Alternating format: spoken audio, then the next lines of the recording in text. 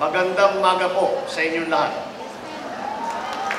Sa buong pamilya ng Centro Escolar University Makati, lalo na sa mga membro ng Honor Society, magandang umaga sa inyong lahat at maraming salamat sa inyong pag-imbita sa akin ngayong umaga. Akin ikinararangal at ikinatutuwa ang mga patuloy na paanyaya sa akin ng CEU. Ilang beses na ako naanyayahan sa inyong universidad. Maraming salamat. Alam nyo, parang pamilya na rin ang tingin ko sa mga taga-CEU dahil sa aking opisina, marami sa mga kasamahan ninyong estudyante ay naging OJT sa aking tanggapan. At ang naranasan ko, kayo naman mga pag nag-OJT ay masisipag, magagaling, pero minsan makulit at may ingay. Higit sa lahat, napun ako, ang lalakas kumain. Dahil growing baby daw sila. Hindi, nagbibiro lang naman ako. Ay hindi naman na makulit at maingay. Pero seryoso ako, malalakas talaga kumain. Pero nagsabi kamakailan lamang ng isang at magaling at listong beauty contestant sa Miss Universe. Hindi ko tinutukay si Miss Colombia na nakikilala sa kasaysayan ng mundo bilang 2015 Miss Universe sa loob ng 5 minuto lamang. Ang tinutukoy ko ay walang iba kung hindi ang ating kababayan. Ang ating 2015 Binibining Pilipinas Universe at ngayon, ang tunay at original na 2015 Miss Universe, si Pia Alonso Birchbach. Napakaganda ng kanyang mga binitawang salita sa nakalipas sa Miss Universe na sadyang epic fail at major mistake para itong Steve Harvey. Hindi ko sinasabi hindi ito yung, hello, ako yata ang tinutukoy mo. At hindi rin po, akin yata yung koronang yan, bestie. Mas lalo namang hindi ito yung kanyang sinasabi tungkol sa pro-US military bases na pahayag. Ngunit, masasabi natin, sa edad na 26 years old, maganda ang mga salitang nasambit ng ating totoo at original na Miss Universe na akmang-akmak sa ating okasyon ngayong umagang ito. Being a CEU scholar is both an honor and a responsibility. Sa daan-daang aplikante, sa libo-libong estudyante, kayo ay pinili ng universidad dahil sa inyong angking galing at talino. Ang buong mag-aaral din ay nagbibigay ng bahagi sa kanilang matrikula para sa inyong pag-aaral. Kayo rin ang mga huwaran sa buong paaralan. Iniidolo ng marami. Madalas pinagtatanungan ng mga kaklase. Paboritong pinagkukopyahan ng kaklase. At pinapakiusapan na gawin na lang yung assignment ng mga kaklase.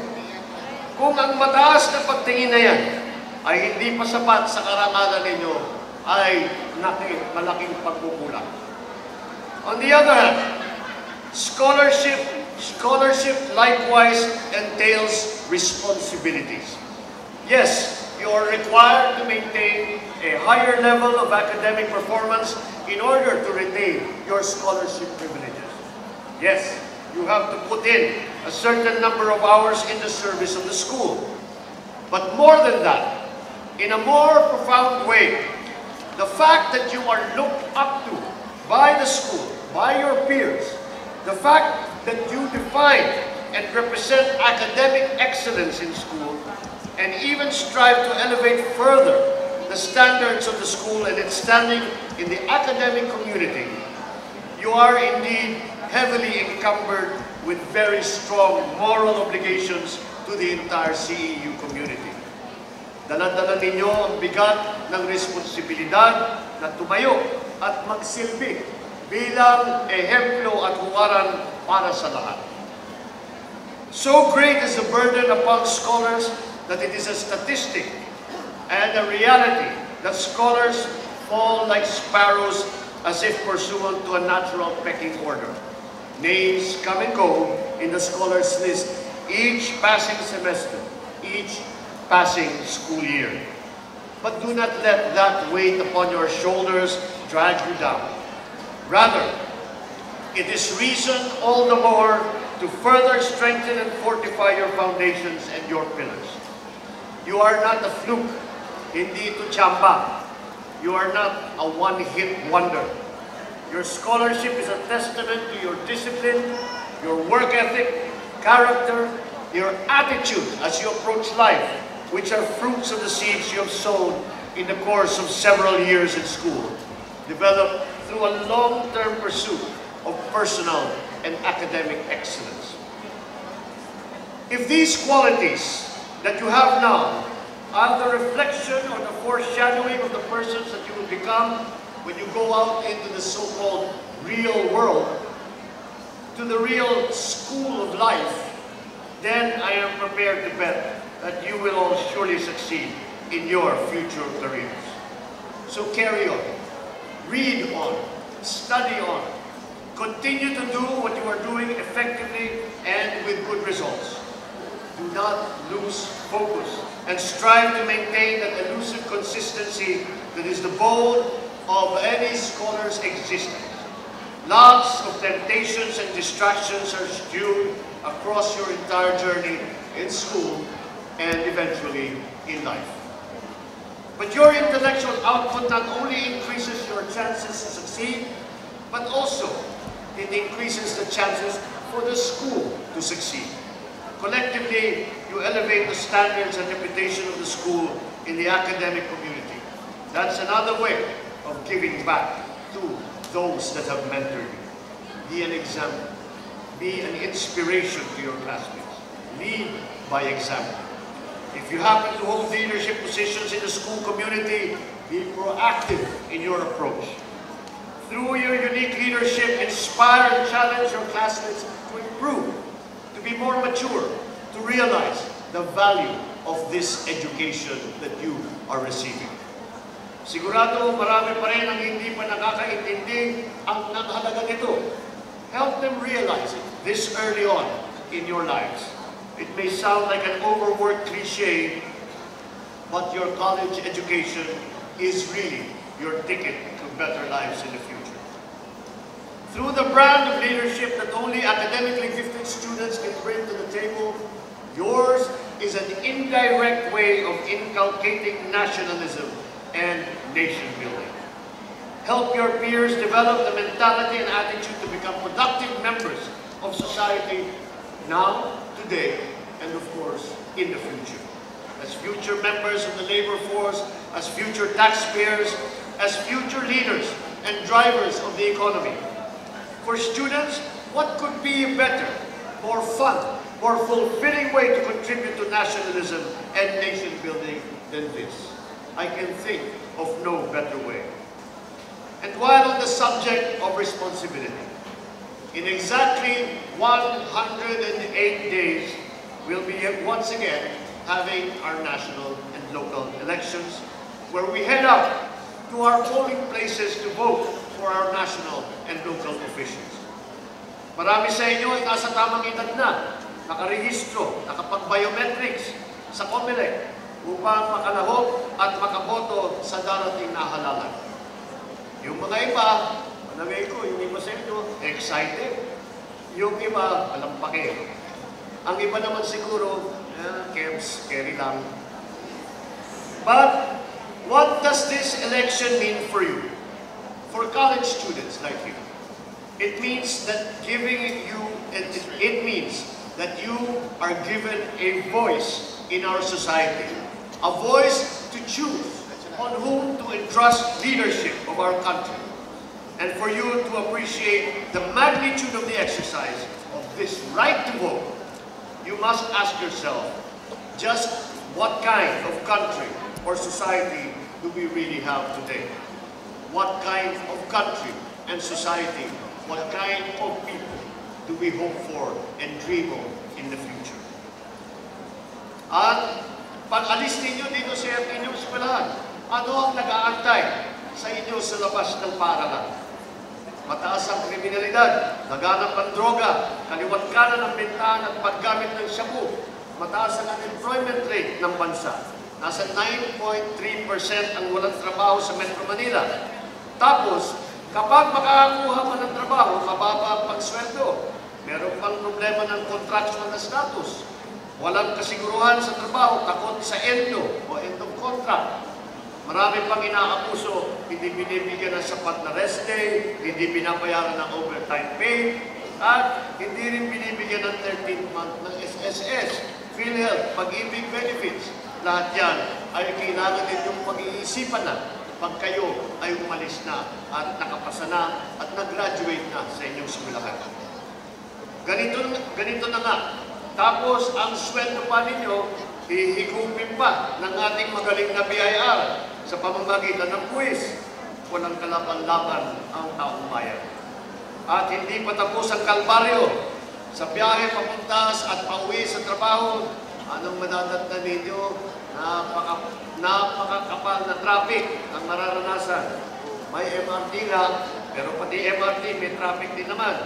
Mas malala, traffic na, sira-sira at naspat pa, at nagmahal pa ang pamasahe. Sobrang mahal na rin ang lupa at pamahay. At kahit na marami na itatayo ng mga kondo, ang bentahan naman ito ay milyon-milyon. Kaya't marami talagang problemang ihaharap ng kahit ng bawat isa sa inyo. At Metro Manila pa naman natin pinag-uusapan. Hindi pa natin naisama ang mga problema ng ibang lugar, sa probinsya, sa ibang mga lungsod. Napakarami talaga ng problema ng ating bansa. Mapapailing ka talaga at mapapakamag ka ng ulo. Ano na ang nangyari sa atin? Ano ba ang may tutulong ng mga politiko? Pag-asa man talaga sila o pawang pabigat lamang sa bayan? Hamon sa mga kabataan at sa buong bayan ay tiyakin na ang iluluklok natin sa pamahalaan ay ang mga sigurado at ang mga maaasahan. Mga lingkod bayan na mulat sa mga problemang ito na taong bayan at seryoso sa paglulutas ng mga ito. Hindi yung pangiti-ngiti lang, papungay-pungay ng mata, pakyut, artista lang, at walang ibang gagawin kung hindi pakita lang sa taong bayan ang kanilang mga dimple. At hindi ko sinasabi si Alden Richards, ang tinutukoy ko. Hindi ka showbiz yun, hindi naman siya politiko. Ang magaling na pinuno ay ang nakakaintinding mabuti sa mga suliranin ng lipunan at sa mga kalbaryo na dinadanas ng taong bayan, lalo na ang ating mga kababayan na mahirap, ng masa, at ng mga simpleng pangkaraniwan ng mamamayan. Dapat bukod sa mga malasakit sa taong bayan at malinis na hangarin, siya dapat ay may malawak na karanasan, mataas na kaalaman, at may maayos na plano. Dapat siya ay may kakayahan at may epektibong paraan at strategy kung paano may papatupad ang kanyang mga plano. Huwag naman yung walang sapat na karanasan dahil ang nangyayari lamang ay mapapagpraktisan lang yung ating pamahalaan at papagpraktisan ang taong bayan. Sayang naman ang ilang taon na paninilbihan na ating ibinibigay sa ating mga leader kung yun na nga, pagpapraktisan lamang, lalabas para lamang siyang OJT sa pamahalaan. Mahalaga rin ang kanyang kakayahan na maipagkakaisa ang buong bansa. Yung magaling sa gawa, at hindi purong gawa. Yung may tunay na malasakit at responsable, at hindi yung palaging nakakasakit lamang sa kanyang mga gawa at mga pananalita. Kaya ang ating punteriya, kung gusto talaga natin ng tunay na solusyon sa mga suliranin ng ating bansa, ng tunay na pagbabago sa ating lipunan, kailangan natin gamitin mabuti ang ating karapatan, kailangan natin gamitin ng mabuti ang ating boses bilang mga mamamayan at botanteng Pilipino. Kaya naman, napakatindi ng inyong responsibilidad sa darating na Mayo. Gamitin ng mabuti ang responsibilidad na ito.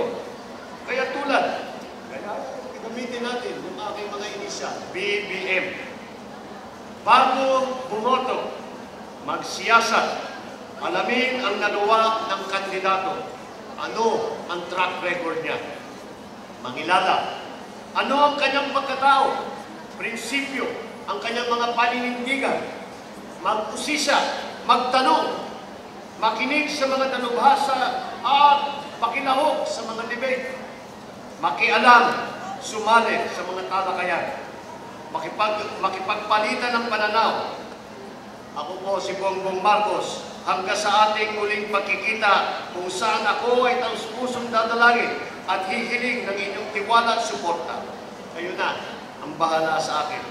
Pero ika nga sinasabi sa tamang panahon.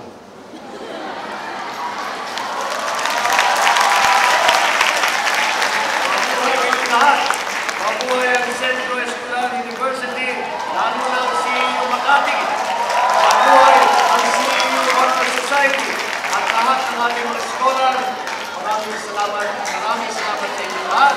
Magandang umaga at pagpalain tayong lahat ng may kapal.